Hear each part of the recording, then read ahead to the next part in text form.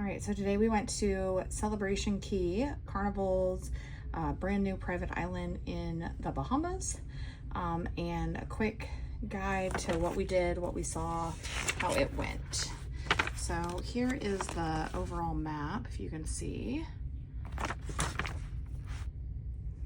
there's a little bit of a glare here. Let's see if I turn this on. Anyway, so you come from over down here, this is where the boats are, and you come down the long dock, which actually wasn't too long, especially compared to like Disney's new island. And there are little trolley trams. We actually were lucky enough to catch a trolley tram that was empty on the way there and the way back, so we actually did not walk it. It was very easy. There were lots of them going back and forth. If you got off with everybody, you might have a little bit more of a problem. But anyway, so you go through this big sunshine here, and you kind of get to the hub, and then there's trolleys in the hub here on either side. One takes you all the way around this way and all the way to the back here, and has little stops along the way. And then of course the other one does the same thing on the other side, all the way around the little track to the very back as well. It's really not that bad of a walk. We actually decided to come out. We went through the little sunshine and we came right out to this beach right here, and the boat's like right over in this section. So we were right in this front beach area. We got off the boat probably about an hour after we docked, about 9:15, something like that.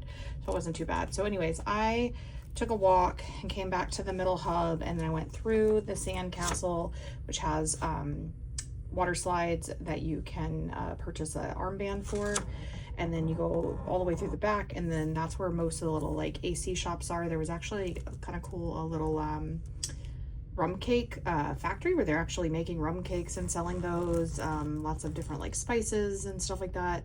There were some like regular t-shirty type shops, and then lots of Bahamian craft shops as well. But there was little hut shops and stuff along the way too, but all the way through, after you go through the castle on the backside, that's where like the main air conditioning shops were.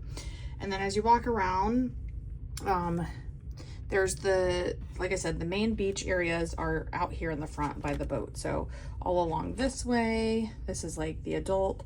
Originally this part here is all the 14 and up beach. And then way over here is the private beach. These two, this is like the private beach area. If you pay for that. This side, my understanding is it's the kid-friendly beach, family-friendly. We didn't go on this side. And then back here, after you go through the castle, there's two giant pools. So there's this side and that side, and they're connected. So it's actually, like I said, the world's largest or second largest pool lagoon. I think on an island at all.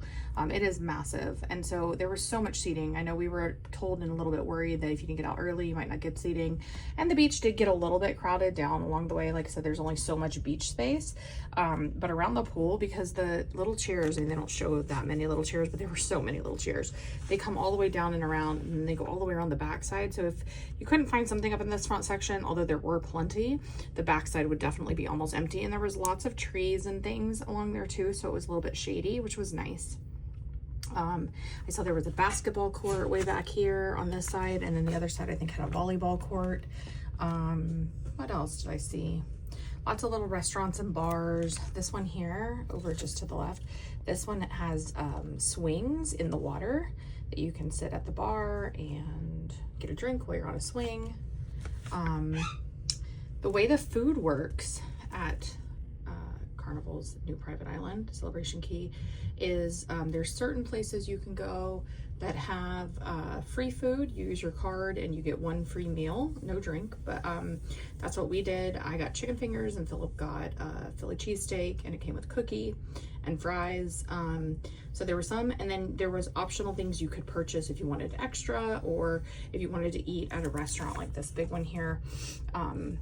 They had food, but it was not included. So at the ones where it's not included at all, like this one, you could order food there and you got 40% off with your card, but the food was not free. Of course, you can go back to the boat too, but we actually went over somewhere over in like this section, and there was like little food trucks that we ate at. But I think there's multiple ones all over the island that you can pick at. I did see a barbecue one. They did not have free food at that one. You could pay though at that one. And then I think if you wanted to order extra food, somebody told me that you also could get 25% off.